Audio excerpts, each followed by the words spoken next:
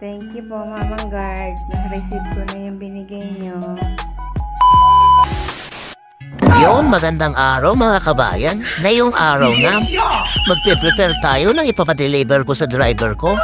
Kapag free time kasi yung driver ko, nagpapadeliver talaga ako sa mga kababayan hindi makalabas. Kaya ngayong araw, pagpe-prepare natin siya ng espesyal. Kaya sa mga kababayan dyan na hindi pa makalabas at hindi pa madeliveran, antay-antay lang po kayo mga kabayan. Iniisa-isa po kayo para lahat kayo madeliveran. Pasensya na po sa mga hindi ko pa nare-replyan. Sobrang busy lang talaga si Mamang Guard. At kung mapapansin nyo, marami ako nabibigyan na mga kababayan kaso hindi ako nakakapag-upload ng video. Sobrang dami rin kasing pending na video na kailangan kong i-edit. Kaya isa ito sa mga na-deliveran ang driver ko. Baka kasi sabihin ninyo mga kabayan, hindi naman nagde-deliver si Mamang Guard. Ayan, isa ito sa sample ng dineliveran ng driver ko.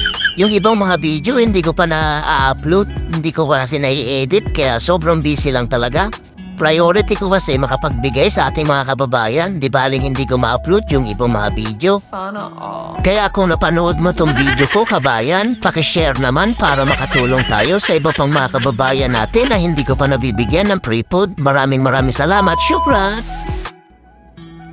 Thank you po, Mamang Guard. Nasa-receive ko na yung binigay nyo. Maraming salamat po.